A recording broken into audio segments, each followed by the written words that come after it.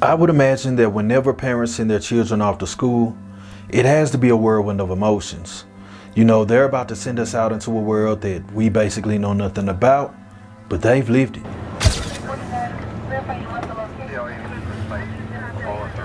They know the good, the bad, the ups and the downs.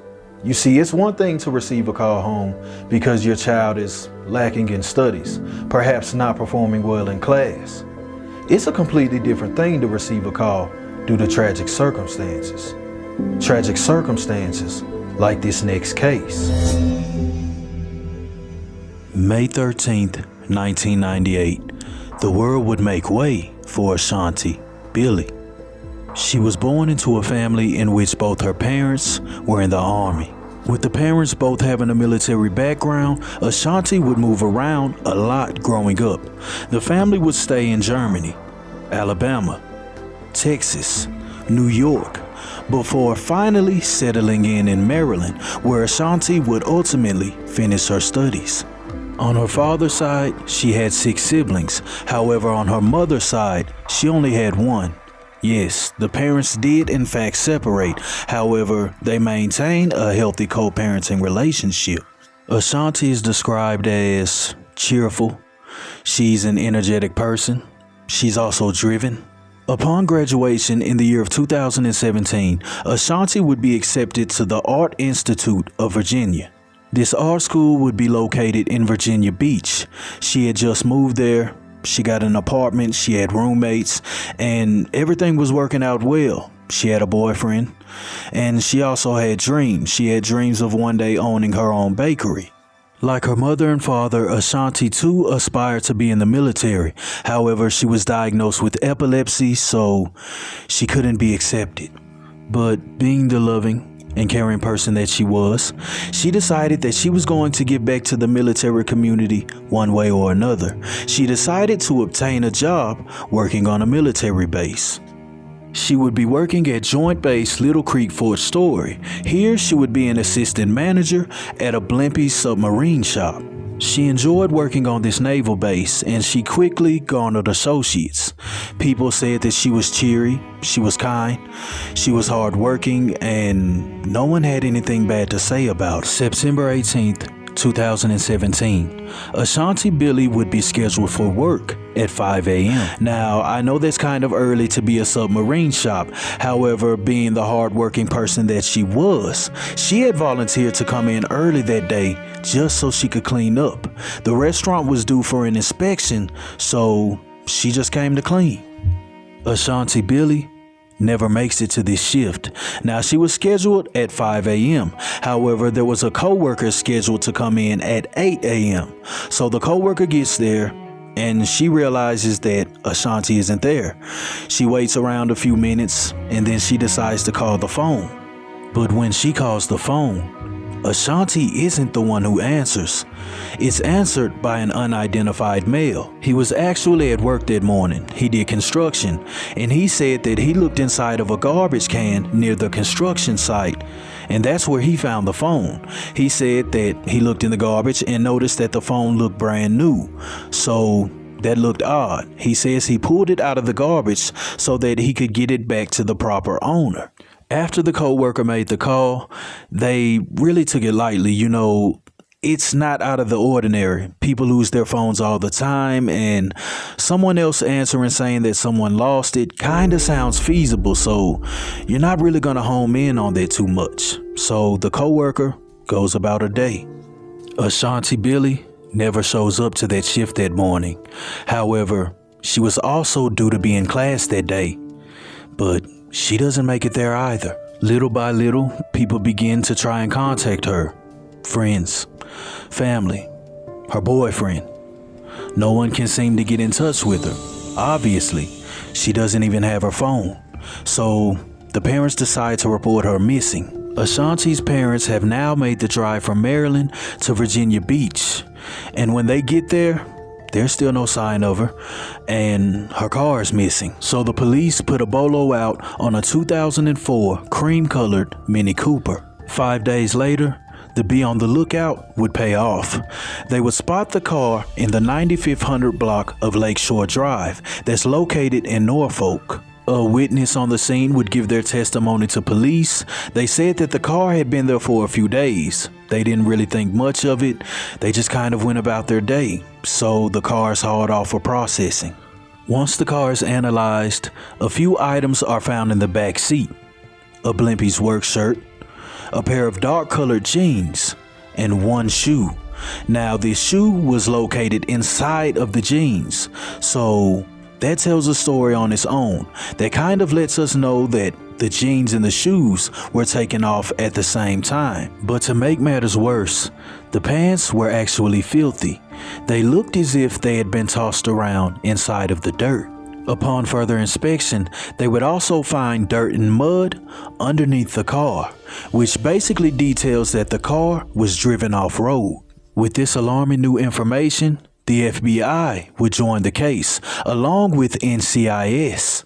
This task force would be created in order to bring home Ashanti. Good afternoon. My name is Martin Culberth. I'm the Special Agent in charge of the Norfolk Division of the FBI. With me today is Chief Jim Severa from Virginia Beach, SAC Cliff Everton from NCIS, and Chief Larry Boone from Norfolk Police Department. So we're here today to talk about a missing person, Ashanti Billy, who is a new member of our community within the last month, moved down here and has gone missing under what we would say is suspicious activity. She went missing last Monday, and her car was found in the 9500 block of Lakeside Drive in Ocean View. And I will tell you the information on her car is a 2014 cream-colored Mini Cooper with Maryland license plates 2CX0575. 3 days after the discovery of the vehicle, the police would release surveillance footage. Now, in this surveillance footage, Ashanti would be captured arriving at the base. Now, this would be around 4:45 a.m. She enters the base. Now, to enter these naval bases, you do need an on-site ID. She presents the ID and she goes in. Roughly 40 minutes later, she's captured on surveillance, leaving. At least her car is. Once this surveillance is released, it increases the crowd's speculation. Something sinister looks to be lurking beneath the surface. The family's anxiety is now through the roof. The FBI would announce a $10,000 reward.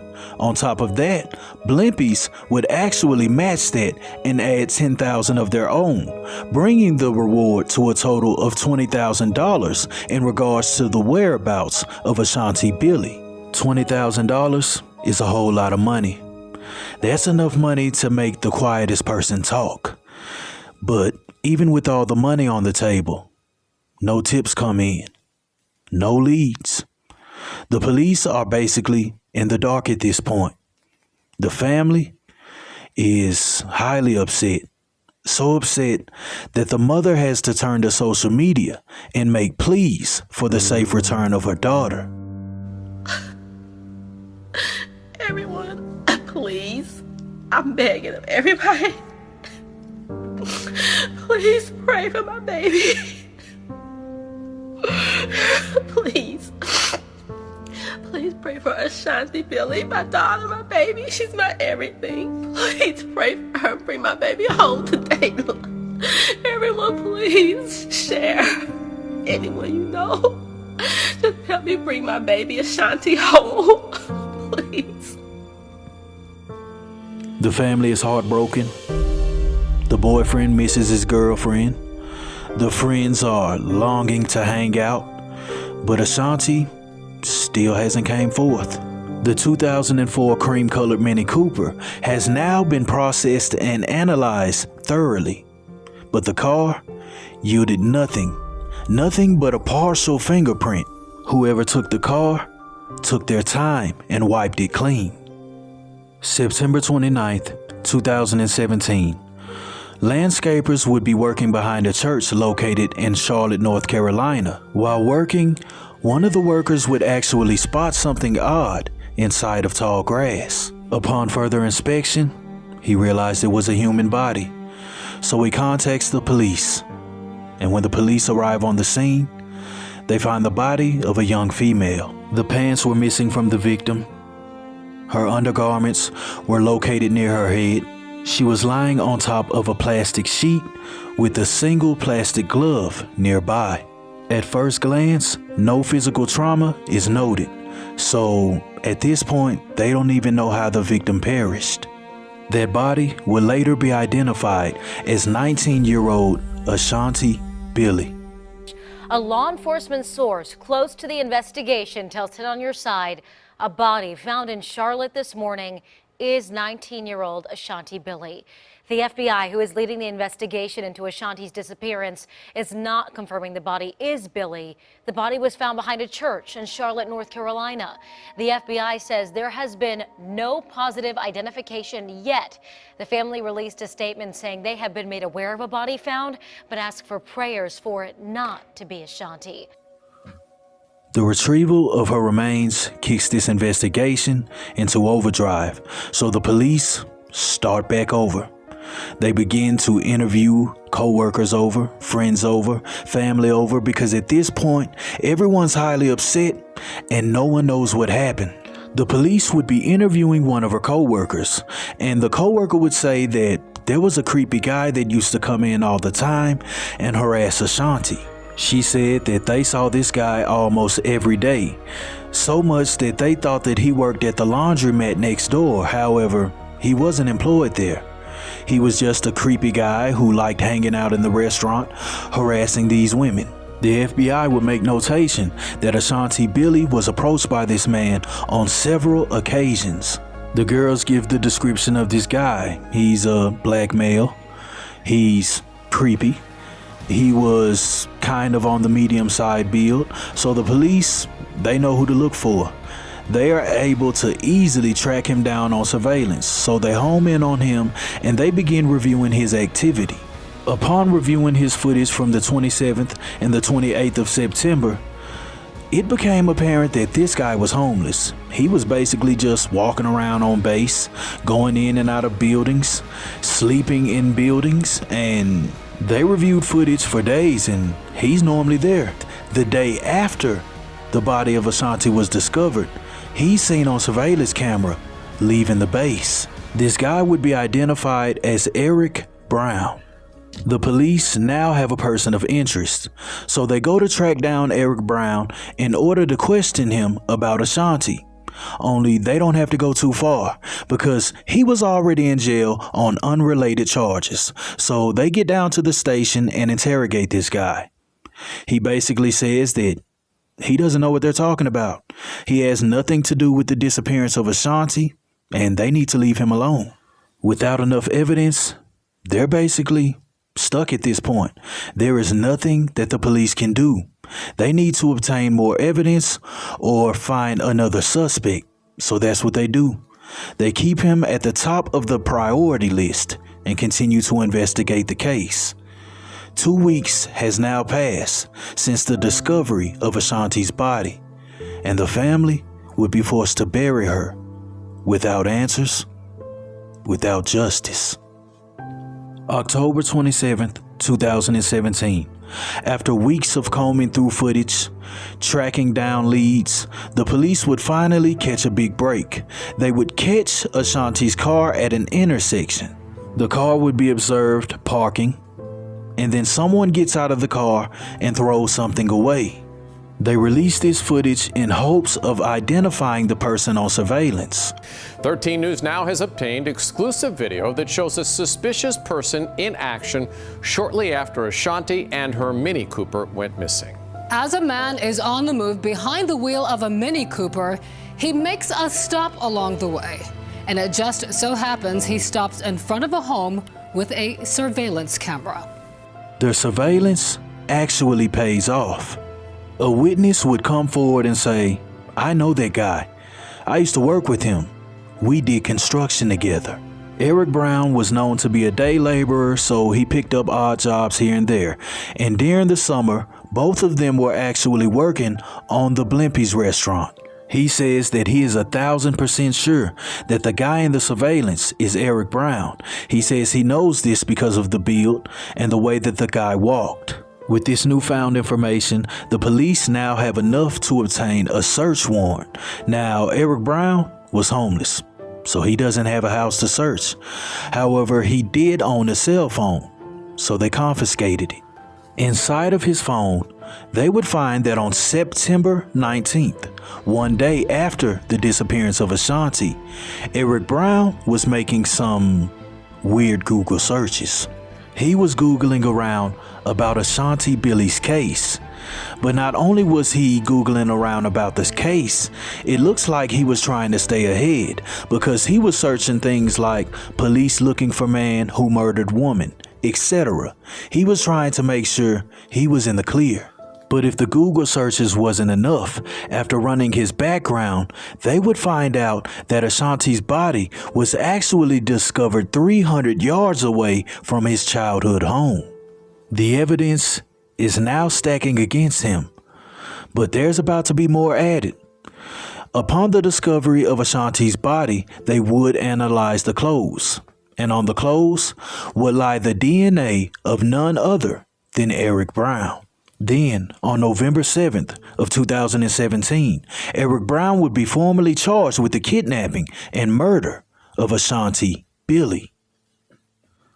The police now know who the perpetrator is, but this story is about to get a lot worse because he's about to manage to shake prosecution. The reason why he's able to shake prosecution is because he was deemed unfit. He would be diagnosed as a schizophrenic and deemed incompetent to stand trial. His trial process still awaits. Although this case ends tragic, there is a positive outcome. In 2018, a federal law would be signed called the Ashanti Alert Law, an Amber Alert for adults. Have you heard of it? I haven't.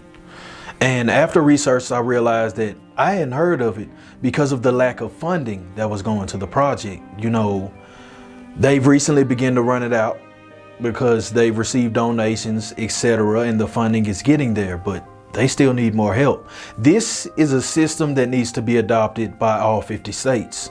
Now, in regards to Eric Brown and his construction worker friend, if you remember in the story towards the beginning, I told you that when the co-worker called her phone because she didn't show up to work, a construction worker picked up the phone and told her that he had found it in the trash. A construction worker is the same guy who turned in Eric Brown. He says that he knew him because he worked with him. Now, how odd is it for the co-worker to call the phone? This guy just so happens to find it in the garbage. He answers. Coincidentally, it's the phone of a missing girl. Coincidentally, it's his friend who he used to work construction with. Is anybody putting this together? I'm not saying that he's guilty. I'm saying that it sounds like this guy knows more than he's telling. You know, those are some odd circumstances. This story is heartbreaking. My heart goes out to the family. You know, for them to have to go through this and this guy do it, it's sick. It's sad. Now, Eric Brown was interviewed, and during this interview, the police asked him exactly, why did he kill her? Do you want to know what his answer was?